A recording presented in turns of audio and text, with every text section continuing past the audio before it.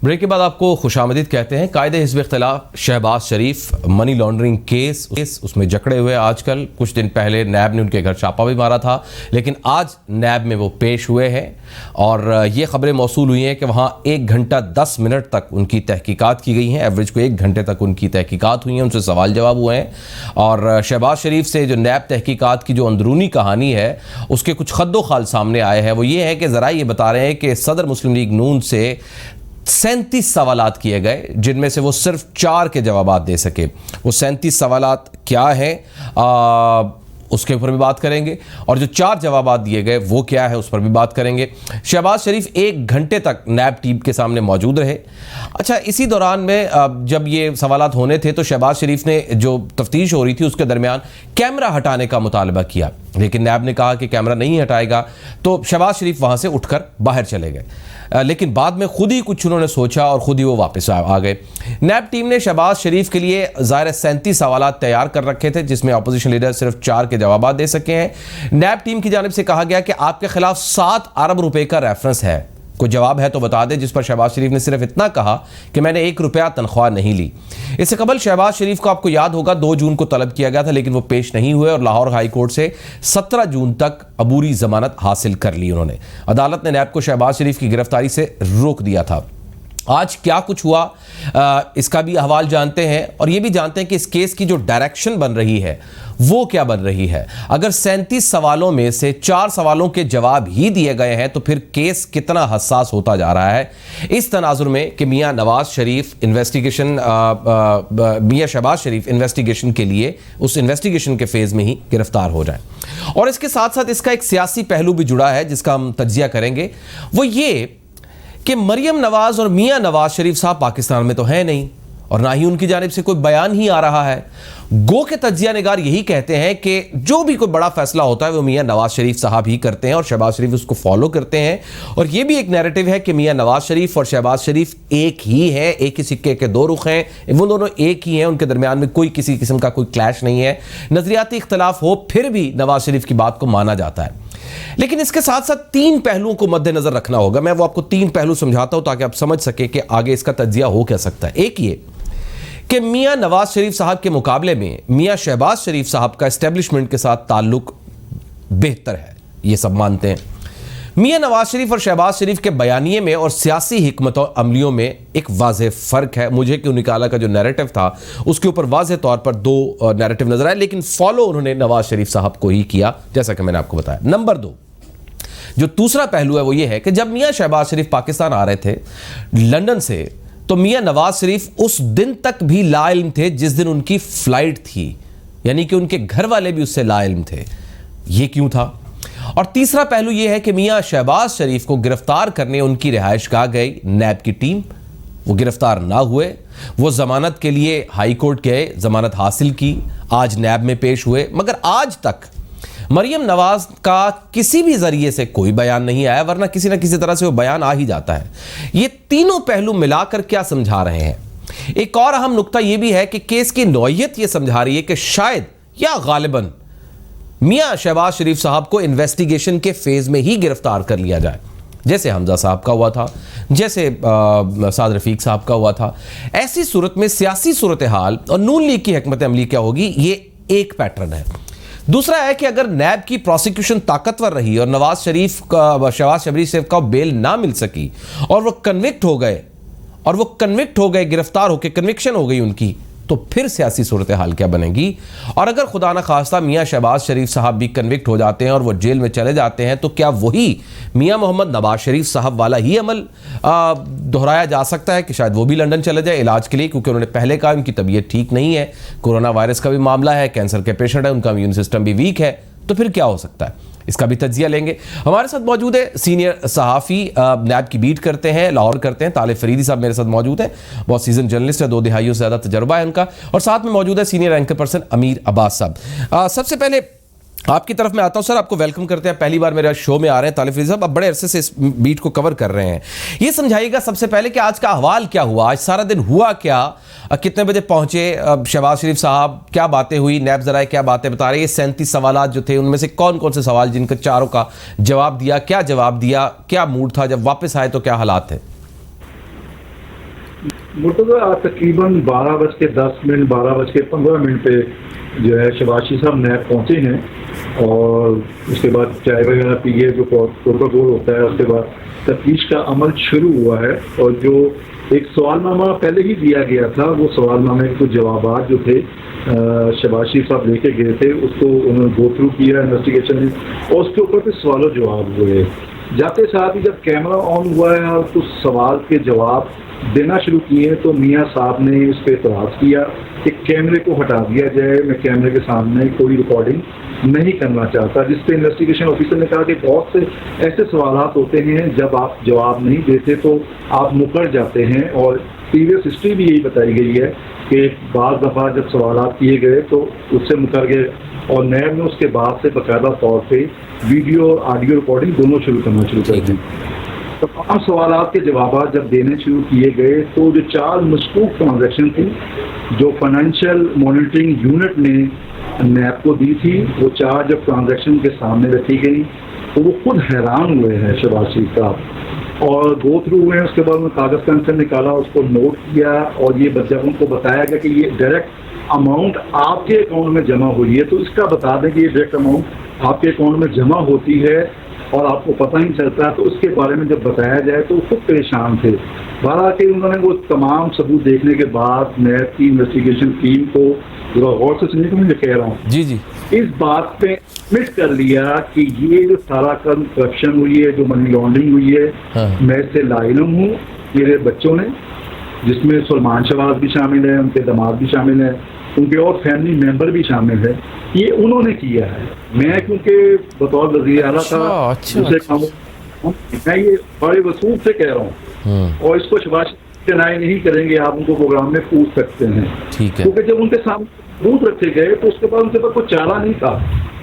अब वो क्या कहते हैं इसके, ये देखिए ये मनी लॉन्ड्रिंग हुई है, ये आपके अकाउंट में ट्रांजैक्शन हुई है, आप इसके बारे में बता दें। दूसरा जो सबका रहा है वो ये है कि अनिल मुशर्रफ, जिनके बारे में कहा जाता था कि वज़ीर आज़म के दोस्त हैं। हाँ जी, हाँ जी, उसकी एक स्टोरी भी आज छपी, बड़ी ज़बरदस्त स्टोरी थी। जी जी, प्लीज़ बताएं। हाँ जी, उनको सिक्योरिटी रिस्क भी करार दिया था।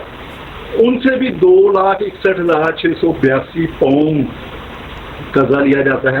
कर्जा लेना कोई नहीं है, कर्जा उन्होंने अपनी भतीजी से भी लिया जो सारडा की बहू भी है, अपने दामाद से भी लिया, सलमान शहबाज से भी लिया, अपनी बेगमात से भी लिया।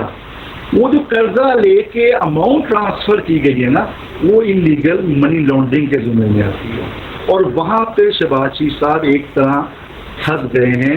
नैब ने बड़ी नैब के इन्वेस्टिगेटर, मैं आपको पहले बता दूं कि व्हाइट कॉलर क्राइम जो है बड़ा सेंसिटिव होता है। पाकिस्तान में पहली मर्तबा व्हाइट कॉलर क्राइम को इस तरह डिफाइन किया जा रहा है, डिस्क्राइब किया जा रहा है। ये कोई यूरोपियन कंट्री या अमेरिकन कंट्री नहीं है जहाँ पे आपको पता है, और यहाँ पे तो रिकॉर्ड लेने के लिए नैब को बड़े पापड़ बेलने पड़े। यानी तालिब, आपने बहुत सारे केसेस अटेंड किए हैं। उमूमी तौर पर बड़ा एतराज़ रहता है कि नैब प्रोसिक्यूशन बड़ी वीक होती है और अक्सर औकात लोग कन्विक्ट नहीं होते, और इन्वेस्टिगेशन में ही बहुत सारे लोगों को बेल भी मिल जाती है। बहुत सारे केसेस अभी लाहौर के अंदर ही हमारे पास बहुत सारे हैं। यानी इस मामले के ऊपर नैब की प्रोसिक्यूशन और नैब के पास जो प्रूफ्स हैं वो स्ट्रॉन्ग है, बहुत ज्यादा। पहले कुछ गलतियां हुई हैं। हाँ। देखिए मैं कहता हूँ कुछ गलतियां हुई हैं, व्हाइट कॉलर क्राइम को इस तरह पहले डिटेक्ट नहीं किया गया। हाँ। अब पूरी कहते हैं पूरी तैयारी के साथ नैब की टीम आई है, कुछ इदारों ने भी हेल्प आउट हुए हैं, कुछ इदारों ने सबूत भी दिए हैं। अच्छा, दूसरा जो उन्होंने अपनी रिटर्न शो की है, जो गोशवारे शो की है इलेक्शन कमीशन को और दूसरे जगह पे, उसमें भी थोड़ा तजाद आ रहा है। ओके, यानी कि एक बड़ी अपने गिफ्ट भी दे रहे हैं, गिफ्ट ले भी रहे हैं, करोड़ों रुपए का लेन देन भी हो रहा है, दूसरी तरफ वो कर्जा भी ले रहे हैं। ये लॉजिक कुछ समझ नहीं आता। अच्छा, दो चीज़ें और बताएं। जाहिर है नैब अब उस जो बेल है, जो इंटरम बेल हुई है उनकी, उसमें एक फरीक भी बन सकती है, उसको रोकने के लिए बनी भी हुई है। आपका तजुर्बा क्या कहता है, with in the investigation phase मियाँ शहबाज शरीफ साहब गिरफ्तार हो सकते हैं, और उनकी ये जो जून तक, जो 17 जून तक शायद उनकी जो बेल है वो ख़त्म हो सकती है, वो एक्सटेंड हो जाएगी या नहीं होगी? देखिए, ये जो सबूत हैं, उन सबूत को मद्देनजर रखते हुए मेरा नहीं ख्याल कि डेट एक्सटेंड हो, और 100% चांसेस हैं कि शहबाज शरीफ साहब गिरफ्तार हो जाएंगे क्योंकि जो फंडिंग हुई है। और ये मैं बता दूं, ये फाइनेंशियल एक्शन टास्क फोर्स जो बनी है ना, ये उसने भी कुछ हुए हैं, उसने भी कुछ एंट्रियां पकड़ी हैं। और एनसी क्राइम एजेंसी बरतानिया की सबसे बड़ी, आपको पता है, एजेंसी है जो उसकी प्रॉपर्टी के लेन देन को सबसे ज्यादा वॉच करती है, वो भी हेल्प आउट हुई है हमारे, जरा ये कहते हैं नैब तैयारी के साथ अब आई है ताकि किसी भी जगह पे कोई उनको चांस ना दिया जाए। पहले भी चांस मिलते थे और कोई ना कोई लुकनत रह जाती थी जिसका फायदा उठाया जाता था। अब उनके सामने जवाबात रखे गए और सबूत रखे गए हैं, तो शहबाज शरीफ साहब ये कहने पे मजबूर हो गए हैं कि ये सारा कुछ उनके दामाद ने, उनकी फैमिली मेंबर ने, उनके बच्चों ने किया है। करप्शन भी हुई। ये बड़ा वैसे आपने पॉइंट दिया, ये बड़ा जबरदस्त पॉइंट दिया है और आप इस स्टोरी को ऑन भी कर रहे हैं। तालिब एक मिनट रुकिएगा, I got you, I know your credibility माशाल्लाह। अमीर अब्बास साहब, सिचुएशन ये बनी हुई है कि जो हालात वाकयात बता रहे हैं, मियां शहबाज शरीफ साहब के गिरफ्तार होने के chances with in investigation phase बहुत ज़्यादा हैं, जो हालात बता रहे हैं और जो नैब ने सबूत इकट्ठे किए हैं। अच्छा, दो फेजेस बन रहे हैं अमीर साहब। एक फेज़ ये है कि विद इन इन्वेस्टिगेशन, ज़ाहिर है इन्वेस्टिगेशन के फेज़ में वो गिरफ्तार हो जाते हैं और गिरफ्तारी उसी वक्त होती है जब बड़े सॉलिड सबूत हों और तभी गिरफ्तारी हो पाती है। अगर गिरफ्तारी हो जाती है तो तब PMLN की सिचुएशन और पाकिस्तान की जो पॉलिटिक्स है कायदे पे इख्तिलाफ है, तो क्या बनेगी? अगर वो कन्विक्ट हो जाते हैं तब सिचुएशन क्या बनेगी आपके ख्याल में इस तनाजुर में कि मियां नवाज शरीफ साहब लंदन में है, वापसी पर आने का उनका कोई इम्कान नहीं है, मरियम नवाज साहबा लंदन में है, वो इनके बारे में, शहबाज शरीफ साहब के बारे में एक भी ट्वीट नहीं कर रही या एक भी बयान उनकी तरफ से कोई नहीं आ रहा है। अमीर साहब देखें, मुर्तजा साहब, आपके दोनों सिनेरियोस में सिचुएशन कुछ भी नहीं, बड़ी दिलचस्प सिचुएशन ये है सर, क्योंकि नवाज शरीफ एक बहुत तुर्रम खान थे पाकिस्तानी सियासत के। सही है। उनके सियासी कद में बहुत अकड़ फू थी। वो 3 दफा के पाकिस्तान के वज़ीर आज़म, वो ये 22 करोड़ के मुल्क के 2 ताकतवर तरीन लोगों में से एक थे। जब कानून का पहिया घुमा है तो साहब का पहिया घुमा, पकड़े गए, कोट लखपत जेल में भी गए, अडयाला जेल में भी गए, कोई आसमान नीचे नहीं गिरा, कोई बजली नहीं कड़की। ठीक है। मरियम नवाज उनकी साहबजादी, वो अपने बाप से भी ऊंचे कद की खातून बनने की कोशिश कर रही थी, वो भी पकड़ी गई, कोई आसमान नहीं गिरा, कोई बिजली नहीं कड़की। अच्छा, शहबाज शरीफ भी गिरफ्तार हुए हैं, आपको पता है जी, कुछ भी नहीं हुआ, कुछ भी नहीं हुआ। हमजा शहबाज गिरफ्तार हुए, कोई कयामत नहीं आई। तो अगर शहबाज शरीफ भी गिरफ्तार हो जाएंगे, या कन्विक्शन का तो खैर बहुत दूर का मरला है ना, अभी तो गिरफ्तारी होगी, अभी तो रेफरेंस फाइल, कुछ केसेस जिनके रेफरेंस फाइल हैं, जिनका ट्रायल चल रहा है, उनकी कन्विक्शन होगी, अभी जो रेफरेंस फाइल होने हैं उनकी फिर समाअत शुरू होगी। तो कन्विक्शन की स्टेज पे जाती भी अगर वो गिरफ्तार हो जाएंगे तो कोई क़यामत नहीं आएगी। और क़यामत आएगी क्यों भाई? नहीं देखिए ना अमीर साहब, इसका बैकअप था ना कि मियां नवाज शरीफ साहब नहीं थे तो चले शहबाज शरीफ उनको संभाल रहे थे, अगर दोनों नहीं थे तो कुछ अरसे के लिए सियासी मंजरनामे से दूर थे तो जो मेन कोर थी, ख्वाजा आसिफ साहब थे, जो दूसरे अफराद थे, शाहिद खाकान अब्बासी साहब थे, मरियम औरंगजेब थी, वो संभाल रहे थे, किसी न किसी तरह से मोमेंटम एक बनाए हुए थे। लेकिन जब मेन कोर, क्योंकि नून लीग बेसिकली शरीफ फैमिली है, वो जब माइनस होती है तो फिर तो सिचुएशन वर्स भी हो सकती है ना। आप बिल्कुल सही, आप हमारे जमीनी हकायक के मुताबिक सवाल कर रहे हैं। जी हाँ। लेकिन मैं ये पूछता हूँ कि अभी ट्रंप अगर 2020 में इलेक्शन हार जाएगा, हाँ, तो क्या रिपब्लिकन पार्टी तबाह पर नहीं होगी? नहीं हो होगी, जाएगी क्या? नहीं होगी, मुनहदिम हो जाएगी क्या? नहीं होगी। एक और रिपब्लिकन में से शख्स आएगा, वो सदर बन जाएगा। ये ट्रंप के से पहले ओबामा जो है वो, आप ये कह रहे हैं कि माइनस शरीफ फैमिली नून लीग स्टे करेगी? ये क्यों हमने बता दिया हुआ इस मुल्क में भाई? है यही ना, ये है यही ना कि अगर माइनस बिलावल या माइनस भुट्टो फैमिली कर दी जाए तो क्या पीपल्स पार्टी स्टैंड करेगी, या माइनस नून लीग कर दी जाए या माइनस इमरान खान कर दिया जाए तो माइनस शरीफ फैमिली कर दी जाए? 50 साल हो गए जुल्फिकार अली भुट्टो को दुनिया से गए हुए। जी, पीपल्स पार्टी मौजूद है। 11 साल हो गए हैं बेनजीर साहबा को गए हुए। हाँ, पीपल्स पार्टी मौजूद। भाई कौन सी क्या, ये क्यों हमने आप जो सवाल उठा रहे हो, आपका सवाल हमारे उन बुनियादी जो जमीनी हकायक है उसके हिसाब से तो ठीक भाई। I got you, sir. I got your analysis, sir. I got your analysis. मीरवा साहब, थैंक यू वेरी मच. आप मसरूफ थे, आपने वक्त निकाला, बहुत शुक्रिया. और तालिब फरीद साहब, आपका भी बहुत शुक्रिया हमारे प्रोग्राम में आए हैं. बहुत बहुत शुक्रिया, आपने हमारी हेल्प की. इसके साथ ही हमारा आज का प्रोग्राम अपने इख्तिताम को पहुंचता है. फीडबैक जरूर दीजिएगा. अपना गिरदो नवाह का बहुत सा ख्याल रखिए.